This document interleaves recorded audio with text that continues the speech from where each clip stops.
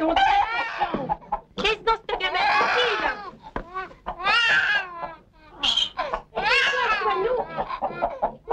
Pourquoi tu joues dans le pas? Va donc plutôt aller par là. Tais-toi donc. Laisse-moi te bourrasser comme il faut.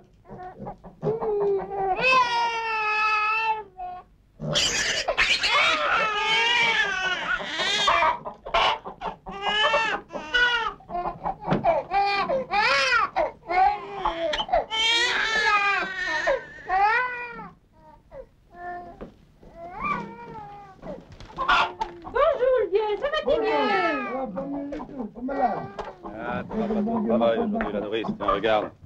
Le petit que je t'amenais, il a rendu l'âme. Prenons la route. Le travail ne manque pas aujourd'hui. C'est bien vrai. On va l'enterrer derrière la branche ou branche. Alors, ma fille. Mais tu vas bien rester tout le moment avec nous. Non, j'ai pas beaucoup de temps, tu sais, il faut que je retourne à la capitale. Il était une fois un pays où les gens apprenaient qui ils étaient en considérant la succession des générations qui les avaient précédés. Dans ce pays-là, à la question « Qui suis-je ?», on répond « Fils d'un tel » ou « Père d'un tel », et l'on s'en trouve bien. Dans ce pays-là, dans toutes les activités journalières, on est accompagné et soutenu par la connaissance des traditions du savoir-faire ancestral qu'il faudra transmettre aux générations futures. Dans ce pays-là, l'ordre des choses économiques pèse plus de poids que celui du sentiment. Dame, on meurt beaucoup, et s'il fallait pleurer tous les enfants morts, on ne ferait que pleurer. Et Dieu sait s'il y en a autre chose à faire pour survivre.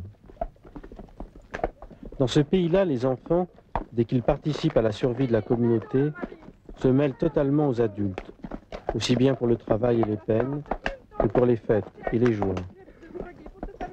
S'ils ne peuvent être employés sur la terre familiale, ils travailleront comme domestiques, bergers ou meneurs de dinde chez un paysan du voisinage, ou encore comme apprentis chez un artisan. Dans ce pays-là, les travaux sont répartis en fonction du sexe. Et gare à celui qui essaye de faire ce qui ne lui incombe pas. Quant à aimer sa femme ou son mari, ma foi, on n'est marié que pour assurer la permanence de la maison. Et puis, avec la mortalité, on ne passera guère que 10 ans ensemble. La carapace de la famille est criblée de trous qui permettent aux gens de l'extérieur de circuler sans entrave dans la maison et d'observer ce qui s'y passe. Dans ce pays-là, on fait toujours passer les exigences de la communauté avant les exigences personnelles. Et gare à celui dont l'attitude peut mettre en cause l'équilibre du village. Dis les gars, quel maréchal Ferrand peut se marier avec la Suzanne? On n'est pas des première jeunesse, animaux.